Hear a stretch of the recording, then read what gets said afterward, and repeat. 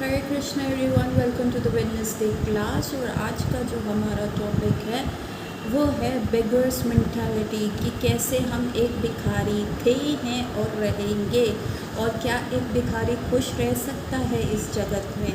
क्यों वेदों ने हम पे रेगुलेशंस लगाया, क्यों हमारी सबसे इम्पोर्टेंट है ये भिखारी मेंटालिटी को छोड़ना। ये भिखारी मेंटालिटी कैसे है, कैसे ये हम में दिखती है।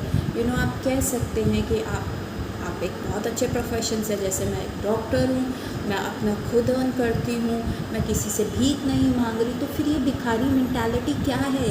Why at the end of the day I am a beggar. ये जानेंगे भगवद गीता के चैप्टर नंबर 3 के श्लोक नंबर 16। और हाँ, ये भी जानेंगे कि इसकी वजह से क्या क्या नुकसान हमें हो सकते हैं। तो शुरू करने से पहले करते हैं मंगलाचरण। ओम अज्ञानतिमिरान्धस्य ज्ञानाञ्जनशलाकया चक्षुरुन्मीलितं येन तस्मै श्रीगुरुवे नमः। नमो विष्णुपादाय कृष्णपृष्ठाय भूतले श्रीमते भक्तिवेदान्त स्वामी इति नामिने। नामस्ते सरस्वते देवे गौरवाणी प्रचारिणी निर्विशेष शून्यवादी पाश्चात्यदेशकारिणी। जय श्री कृष्ण चैतन्य प्रभु नित्यानंद श्री अद्वैत गदाधर श्रीवासादि गौर भक्तवृंद। हरे कृष्ण कृष्ण कृष्ण हरे हरे, हरे राम राम राम हरे हरे। हरे कृष्ण कृष्ण कृष्ण हरे हरे, हरे राम राम राम हरे हरे। हरे कृष्ण कृष्ण कृष्ण हरे हरे, हरे राम राम राम हरे हरे।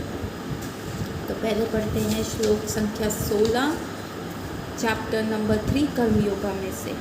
एवं प्रवृत्ति तम चक्रम नानुवर्तयति यः अज्ञायुरिन्द्रियारामो मोघम पार्थ च जीवित।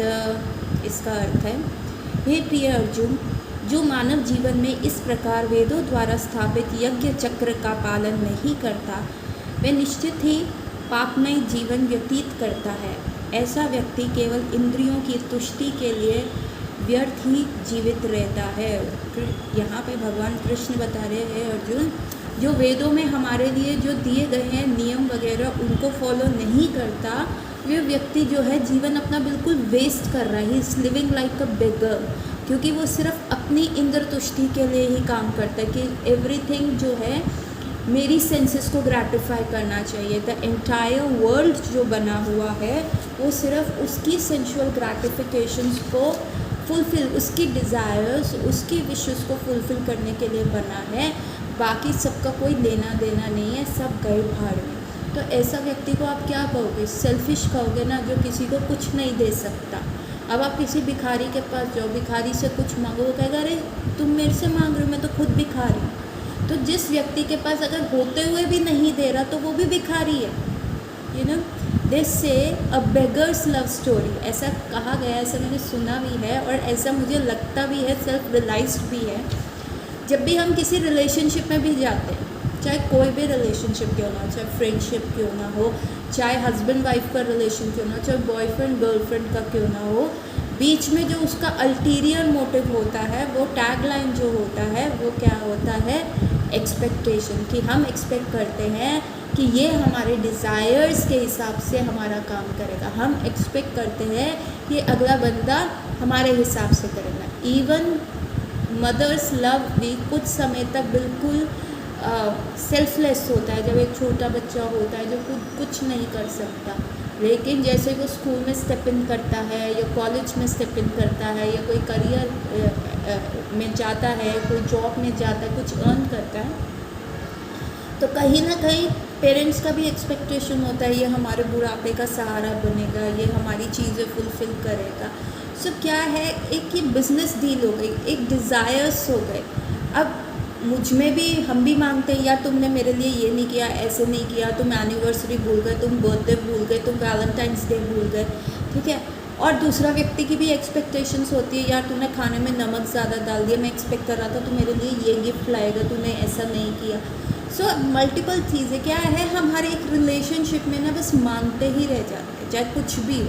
और वही चीज़ हमारी हमारी बेसिक लाइफ ही वैसे ही शुरू होती है। इवन अगर आप सुबह उठ के मंदिर भी जाते हो, या एक छोटा बच्चा भी मंदिर जाता है, आपके साथ जाता है, तो हम उसको कहते हैं चलो चलो जाओ भगवान से कुछ मांग लो, मांग लो बुद्धि दो, बल दो, सुंदरता दो, डिसीज़ फ्री जीवन दो, जो जो मांगो भगवान से, बेटा तुम भगवान से ये करो। लेकिन कभी भी हम क्या है, भगवान को थैंक यू नहीं बोलते कि भगवान आपने हमारे से बिना पूछे हमें ऑक्सीजन दिया, वाटर दिया, लैंड दिया, अर्थ दिया, स्काई दिया, सन दिया। कई देशों में सूरज नहीं निकलता तो कितना वो परेशान रहते, इतनी ठंड पड़ती है वहाँ पे। कई देशों में इतनी सर्दी होती है कि और कई कई महीनों तक जब सूर्य देवता नहीं होते, लोग घरों के अंदर रहते हैं। जैसे मेरा एक पेशेंट कह रहा था, कनाडा गया था, कहते हैं -20 डिग्री सेल्सियस वहाँ पे टेम्परेचर रहता है। ओल्ड पेशेंट है, उनके बच्चे वहाँ पे रहते हैं, एक बच्चा कनाडा रहता है, एक ऑस्ट्रेलिया रहता है। कहते मैं 6 महीना कनाडा गया, मेरा चश्मा था डॉक्टर साहब, उसके ऊपर पूरी बर्फ़ हो गई, मेरा हाथ कवर नहीं था। वहाँ पे एक स्पेशल कोट्स होते हैं -20 डिग्री सेल्सियस को झेलने के लिए। कहते मेरा हाथ कवर नहीं था, ग्लव्स नहीं पहने हुए थे, तो मेरा हाथ यूं ही अकड़ के रह गया। तो देखिए भगवान हमारे लिए कितनी सारी चीज़ें बिन मांगे देते हैं, उस चीज़ को हम कभी भी अप्रिशिएट नहीं करते, कभी भी उसको रिगार्ड नहीं करते, और फिर हम भगवान से मांगते रहते हैं। ठीक है, उसके बाद जब हम ऑफिस जाते हैं या हम ऑफिस जा रहे होते हैं, तो खाने के लिए हमारी डिमांड्स होते हैं, खाना ऐसे बनाना, ये करना, वो करना, उसमें हमारी डिमांड्स होती है, आज ये बनना चाहिए, आज वो बनना चाहिए। फिर ऑफिस जाते हैं, ऑफिस में डिमांड्स होती है, वो बॉस की एक्सपेक्टेशन ऐसी है, हम क्या करें, हम अपने सबॉर्डिनेट से कहते हैं तुम हमारे लिए ऐसे करो, तुम ऐसे नहीं करते। तो हर जगह क्या है, हम सिर्फ डिमांडिंग है, एक्सपेक्ट कर रहे हैं, कोई चैरिटी भी करते हैं, कुछ भी करते हैं, तो हमें क्या होता है, अल्टीरियर मोटिव होता है एक्सपेक्टेशंस का। तो यही बेगर मेंटालिटी को तोड़ने के लिए भगवान क्या कहते हैं, वैदिक शास्त्रों को करो, अपनी इंद्रियों को सीमित करो। आप भिखारी कब बनते हो, जब आपकी इंद्रियां सीमित नहीं हैं, आप आलसी हैं। क्या जो सड़क पे कितने सारे भिखारी होते हैं जिनके हाथ पैर होते हैं, यंग पीपल होते हैं, वो भी भीख मांग रहे होते हैं, क्या वो कोई कार्य नहीं कर सकते? कर सकते हैं, पर दे आर लेज़ी भी हैं, और साथ में उनको इंद्रियों को फटाफट ग्रेटिफाई करना है कि जल्दी जल्दी हमारे को ये चीज़ मिल जाए, ऐसी चीज़ मिल जाए। और तीसरा क्या है कि उनको जब वो चीज़ें आराम से मिल रही है तो वो कोई हार्डवर्क करना भी नहीं चाहते। और यही हमारे चीज़ है, हमें भी क्या चाहिए कि हम इतने इम्पेशेंट हैं कि हमारी सारी डिमांड्स जो हैं, हमारी सारी जो विशेज़ है वो फटाफट पूरी हो जाए, फटाफट हमें मिलती जाए, और एक डिमांड के बाद दूसरी डिमांड, दूसरी डिमांड के बाद तीसरी डिमांड, हम यही करते रहते हैं। और क्योंकि हमारी सेंसेस जो है, हमारी इंद्रियां जो हैं, वो हमारे कंट्रोल में नहीं है। ठीक है, आँख ने कुछ और देख लिया, नया बैग देख लिया गुच्ची का, तो उसको वो चाहिए। नाक ने कोई न्यू फ्रेगनेंस स्मेल कर ली, उसको वो चाहिए। टंग ने कुछ नया टेस्ट कर लिया, तो भैया उस नए रेस्टोरेंट का जो शेफ़ है ना, वो ये वाली डिश बिल्कुल वाव बनाता है, वहाँ जाना है। ठीक है, स्किन के लिए कोई ब्यूटी प्रोडक्ट मिल गया, वाव ये नया है, इसके लिए चाहिए, फटाफट चाहिए। ठीक है, तो हर एक सेंस से, सुनने के लिए यार एप्पल के आईफोन में जो गाना बजते हैं ना, वही बेस्ट है, वही चाहिए, वही चाहिए। तो हर एक सेंसेस जो है हमारी इधर उधर भाग रही होती है, आंखें इधर उधर भाग रही है, कान इधर उधर कुछ सुन रहे हैं, नाक कुछ सूंघ रही है, टंग कुछ टेस्ट कर रही है, और स्किन को अपना अलग प्लेजर चाहिए। तो यदि हमारी स्किन, हमारी सेंसेस कंट्रोल में नहीं होंगे, तो eight the end of the day क्या हम भिखारी थे, हैं और रहेंगे। और इसी भिखारी मेंटालिटी को ब्रेक करने के लिए कृष्ण ने वेदास दी हैं, एक रेगुलेशन दिया है कि सेंसेस को कंट्रोल करो। जिसकी सेंसेस कंट्रोल होएगी वही सोचेगा यार मैं 100 रुपये कमा रहा हूँ, कोई बात नहीं। जिसकी सेंसेस कंट्रोल नहीं होगी वो कहेगा मैं 100 रुपये कमा रहा हूँ, मेरे को ये 100 के 100 खुद पे खर्च करने हैं, खुद अपने पे खर्च करके खुद सेव करने हैं, किसी की एफडी बना देनी है, कुछ फ्यूचर प्लानिंग करना है, पर उसमें सेंटर क्या होगा, मैं ही होगा। ठीक है, और कुछ जब कृष्ण ये बेगर मेंटालिटी को ब्रेक करते हैं, सेंसेस को कंट्रोल करना सिखाते हैं, तब हम क्या कहते हैं यार 100 रुपये कमा रहे हैं, 10% तो इसमें से चैरिटी कर सकते हैं ना, 10% किसी को हम दे सकते हैं ना, इतना करके क्या करेंगे। ठीक है, भगवान रोटी कपड़ा मकान वीज़ा बेसिक नेसेसिटी उतना मेरे में हो जाएगा पूरा, बाकी जो बचा let me do something for it. अच्छा, वेद क्या कहते हैं इसके बारे में? अच्छा, what is an ideal human life, एक ग्रस्त व्यक्ति को कैसे जीवन व्यतीत करना चाहिए। तब क्या होगा, हम भगवान को सेंटर में रख के करेंगे। या तो आपकी सेंसेस सेंटर में रहेंगी या भगवान सेंटर में रहेंगे। अगर सेंसेस सेंटर में रहेंगी तो आप भिखारी रहेंगे, इस जन्म में क्या हर जन्म में मांगते हुए ही रहेंगे। एक ऐसा बहुत ऐसी बार न्यूज़ आई है कि कई लोग इतने भिखारी होते हैं, मतलब पूरा ज़िंदगी उन्होंने भीख मांगी होती है, ना उनके आगे कोई ना पीछे कोई, ना उन्होंने कोई शादी करी, अकेले होते, सिंगल होते, इतना पैसा कमाते हैं। अपनी झोपड़ी में एक ऐसा व्यक्ति था जिसका एक्सीडेंट हो गया था, वो भिखारी था, उसका रोड पे एक्सीडेंट हो गया था, उसकी लाश लवारिस थी। जस्ट उसका एड्रेस पता चल गया तो पुलिस उसके घर गई, तो एक कच्चा पक्का मकान था। And when they entered that house, उनकी आंखें फटी की फटी रह गई कि वो व्यक्ति मरा, उसका प्रोफेशन भीख मांगना था एक एरिया पे। सेकेंडली उसने अपना मकान भी पक्का नहीं बनाया हुआ था, कच्चा पक्का मकान था। थर्डली वो एक लावारिस आदमी की तरह मरा, ना उसके आगे कोई, ना पीछे कोई, ना दाएं कोई, ना बाएं कोई। और जब पुलिस उसके घर गई भी चेक करने के लिए, कोई रिलेटिव होगा, तो जब उन्होंने वो घर का दरवाजे का ताला खोला, उनकी आंखें फटी रह गई क्योंकि बोरियों में इतना सारा पैसा भरा हुआ था। अब एक भिखारी की जो सेंसेस भी अनकंट्रोल्ड हैं, उसको ये भी नहीं पता होता कि अगर भगवान उसको सब कुछ दे भी देना, तो हमें ये नहीं पता होगा कि हमें उसको यूटिलाइज़ कहाँ करना है, कैसे करना है, क्या करना है। क्योंकि भिखारी मेंटालिटी हमेशा उसको जोड़ने में, संशय करने में लगी रहेगी। उस व्यक्ति ने पूरी ज़िंदगी भीख मांगी, neither did he enjoyed that money, neither उसने रिलेशनशिप बनाए, और eight the end of a day उसकी गति भी खराब हुई और नेक्स्ट लाइफ तो खराब हुई। क्योंकि ये ह्यूमन लाइफ में जो कृष्णा उसको सिखाना चाह रहे थे, जो एक बेगर मेंटालिटी को ब्रेक करना चाह रहे थे, वो कर नहीं पाया। तो एक बेगर की जो गति होती है, एक कंजूस आदमी, एक माइजर की जो गति होती है, वो ऐसी ही होती है। ना वो इस जीवन में सुख पाता है और ना वो ये वाला जो संचित किया हुआ मनी है वो नेक्स्ट लाइफ में एंजॉय कर सकता है। अगर आपको, हम अपने बच्चों के लिए इकट्ठा कर रहे हैं, ये कर रहे हैं, तो शास्त्र कहते हैं यदि आपका सुपुत्र है या सुपुत्री है तो वो अपने लिए स्वयं कर लेंगे, लेकिन यदि आप कितना भी मनी संचय कर लो और यदि कुपुत्र है तो जितने भी कुएँ आपने खजाने के भरे हुए हैं ना, वो सारे कुएँ खाली हो जाएंगे। तो पढ़ते हैं तात्पर्य श्रील प्रभुपाद द्वारा, श्रील प्रभुपाद की जय, और उसके बारे में और बात करेंगे। इस श्लोक में भगवान ने कठोर परिश्रम करो, इंद्र तृप्ति का आनंद लो, इस सांसारिक विचारधारा का तिरस्कार किया है। क्यों? जब हम इतना कठोर परिश्रम करते हैं तो हम क्या करते हैं? सिर्फ और सिर्फ अपनी सेंसेस के बारे में सोचते हैं। अतः जो लोग इस संसार में भोग करना चाहते हैं, उन्हें उपयुक्त यज्ञ चक्र का अनुसरण करने का परामर्श है। मतलब जो इस संसार में they have to live, they question their life, क्या मेरा जीवन सिर्फ इंजॉयमेंट के लिए बना है? मैं इतना बड़ा भिखारी क्यों बनता जा रहा हूँ? मैं भगवान से हमेशा मांगता ही क्यों रह रहा हूँ? When they question such thing, तो वो वैदिक शास्त्रों में पढ़ते हैं कि हमें एक यज्ञ चक्र को फॉलो करना चाहिए। जो ऐसे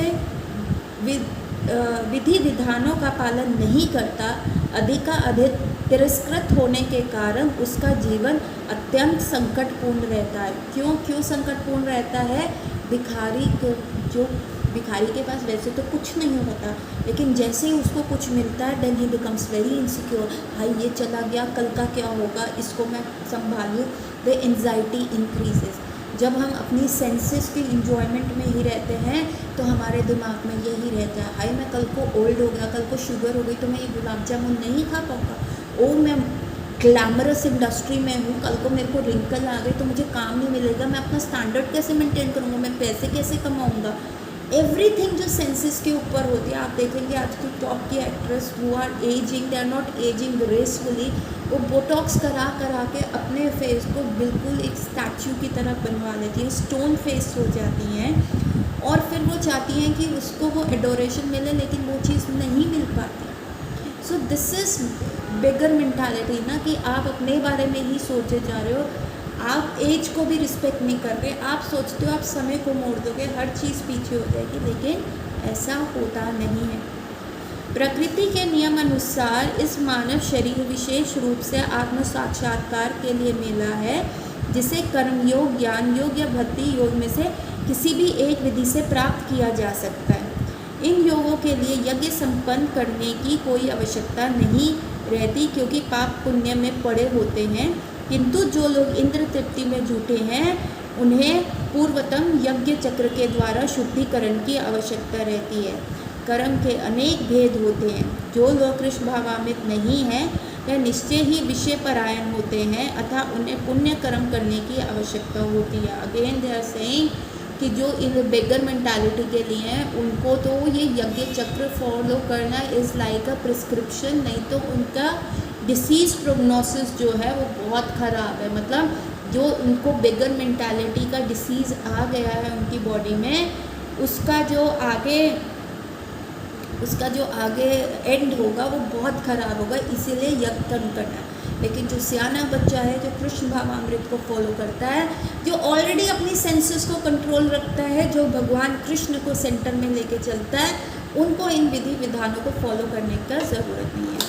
इसीलिए तो आप देखेंगे जितने भी संसारिक लोग हैं वो कितना ध्यान देते हैं। श्राद्ध आजकल चल रहे थे तो श्राद्धों में कुछ नहीं खाना, या नवरात्रों के व्रत हो गए, तो ये सब यज्ञ जो वेदास ने दिया हुआ है, ये दिया हुआ है कि अच्छा तुम इतना एंजॉय करो, अच्छा श्राद्धों में रुक जाओ, नई चीज़ मत खरीदो, अपनी शॉपिंग की सेंसेस को कंट्रोल करो। उन्होंने एंसेस्टर्स का क्लॉज डाल दिया, रिस्पेक्ट करो जो आपके पूर्वज हैं, जो आपको इतना सब दे गए हैं, जिनकी लैंड आप लेके बैठे हो, जिन्होंने आपको ये शरीर दिया है, हर प्रकार से आपको सुविधा दी, आपको ज्ञान दिया, सब प्रकार से सुविधा आपको प्रोवाइड किया, उनको रिस्पेक्ट करो। डोंट डू शॉपिंग की सेंसेस को कंट्रोल करो, ठीक है। फिर नवरात्रे आते हैं, उसमें क्या कहते हैं, अरे फ्रूट्स पे रहो, जो इतना स्टार्च, इतना ज़्यादा फ्राइड, इतना ज़्यादा ईटिंग है, ईटिंग की सेंसेस को कंट्रोल करो। सो ये वेदास ने दिए हुए हैं। लेकिन जो कृष्ण भावामृत है, जो भगवान को कृष्ण को सेंटर में रख के चलता है, जो थ्रू आउट ईयर ऐसे रहता है, तो उनके लिए ये बहुत विधान डिफ़िकल्ट नहीं है, वो उनके लिए स्मूथ है। वो तो ऑलरेडी एकादशी व्रत का पालन कर रहे हैं, वैसे ही उन्होंने अपनी सेंसेस को कंट्रोल किया हुआ है, वैसे ही वो सिंपल लिविंग हायर थिंकिंग वाले प्रिंसिपल को फॉलो करके जीवन जी रहे हैं। यज्ञ पद्धति इस प्रकार सुनियोजित की गई है कि विशेष मुख्य लोग विषयों के फल में फंसे बिना अपनी इच्छाओं की पूर्ति कर सके। तो वेदा ने कहा ठीक है, तुम इतना लाइफ हमने इच्छाओं की पूर्ति करो, चलो ये वाला टाइम स्लॉट मिल गया, इसमें अपनी सेंसेस को रेगुलेट करो ताकि तुम्हारा ये जो डिसीज़ है बेगर मेंटालिटी का, ये ठीक हो सके। संसार की संपन्नता हमारे प्रयासों पर नहीं अपितु परमेश्वर की पृष्ठभूमि योजना पर निर्भर है, जिसे देवता संपादित करते हैं।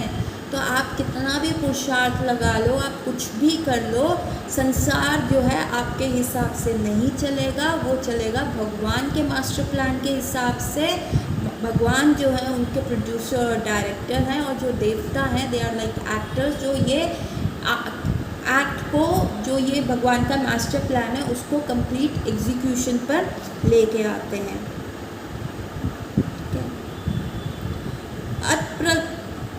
अप्रत्यक्ष रूप में ये कृष्ण भावामृत का ही अभ्यास रहता है, क्योंकि जब कोई इन यज्ञों में दक्षता प्राप्त कर लेता है तो वह अवश्य ही कृष्ण भावामृत हो जाता है। किंतु यदि ऐसे यज्ञ करने से कोई कृष्ण भावामृत नहीं हो पाता तो इसे कोरी आचार संहिता समझना चाहिए। अतः मनुष्य को चाहिए कि वह आचार संहिता तक ही अपनी प्रगति को सीमित ना करे, अपितु उसके पार करके कृष्ण भावामृत को प्राप्त करे।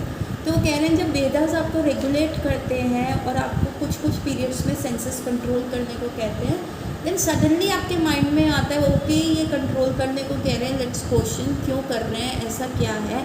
और जब हम ये सारी चीज़ें क्वेश्चन करते हैं तो हम क्या है धीरे धीरे भगवान कृष्ण के समीप चले जाते हैं, भगवान कृष्ण के हम पास चले जाते हैं, ठीक है। तो हम फिर इनडायरेक्टली कृष्ण भावामृत हो जाते हैं। It will take some time, direct path नहीं है, लेकिन इनडायरेक्टली अपने डिसीज़ को, हम क्या थे, हमें कृष्ण भावामृत नहीं बनना था, लेकिन वो बेगर मेंटालिटी वाला डिसीज़ भगवान ने दिया। Then we started to question, अपने अपनी सेंसेस रेगुलेट करी और हम जो है कृष्णा कॉन्शियसनेस की तरफ चले गए। कुछ सियाने होते हैं उनको भगवान को ये डिसीज़ देने की ज़रूरत ही नहीं होती, उनकी सेंसेस ऑलरेडी कंट्रोल्ड होती है, वो डायरेक्टली उस पाथ पे चले जाते हैं। लेकिन यहाँ पे श्रील प्रभुपाद एक क्वेश्चन और दे रहे हैं कि यदि व्यक्ति ये सब करने के बाद भी, ये जो वेदास ने रेगुलेशंस और यज्ञ चक्र दिए हुए हैं, इनको फॉलो करने के बाद भी क्वेश्चन नहीं करता सिर्फ मॉरल कंडक्ट पे ही रहता है कि हाँ एंसेस्टर्स हैं, श्राद्ध है, ये नहीं देखता कि डेथ जो है परम सत्य है। कल जो हमारे एंसेस्टर थे they had a living body, आज वो कहाँ हैं हमें नहीं पता। कल हमारा भी यही गति होगी। तो क्वेश्चन करना कि ह्यूमन लाइफ किस लिए बनी है, क्या पर्पस है ह्यूमन लाइफ का, इसलिए ये श्राद्ध सेरेमनी बनी है to just go and reflect our senses over it. लेकिन जब हम यही नहीं करते और सिर्फ हम अपनी सेंसेस के इतने वशीभूत हो जाते हैं कि सिर्फ जो वेदास ने दिया हुआ है कि हम होमवर्क कर रहे हैं, क्लास वर्क दे रहे हैं, असाइनमेंट टाइम पे दे रहे हैं, लेकिन टेस्ट के लिए पढ़ाई नहीं कर रहे, तो नंबर तो ज़ीरो आएगा ही आएगा। आपको जो वेद दे रहा है वो होमवर्क भी दे रहा है, क्लास वर्क भी दे रहा है और साथ में असाइनमेंट्स भी दे रहा है, पर उसके बारे में आपको जो है अपने बिलीफ सिस्टम को चेंज करना पड़ेगा, अपनी बेगर मेंटालिटी को तोड़ना पड़ेगा, आपको क्वेश्चन करना पड़ेगा। और जब आप इसके बारे में मनन करेंगे तो जब एग्ज़ाम आएगा तो आप एग्ज़ाम अच्छे से दे पाएंगे, फ्लाइंग कलर्स से पास होंगे। लेकिन आप सिर्फ होमवर्क और क्लास वर्क कर रहे हो और बाकी टाइम सिर्फ इंजॉय कर रहे हो और आपको कोई लेना देना नहीं है, ठीक है टीचर खुश रहे हम करके तो दे रहे हैं। तो शिला प्रभुपाद कहते हैं सिर्फ ये मॉरल कंडक्ट जो है आपको लंबी रेस नहीं जिताएगा, आप वहीं पे स्टकअप रहेंगे।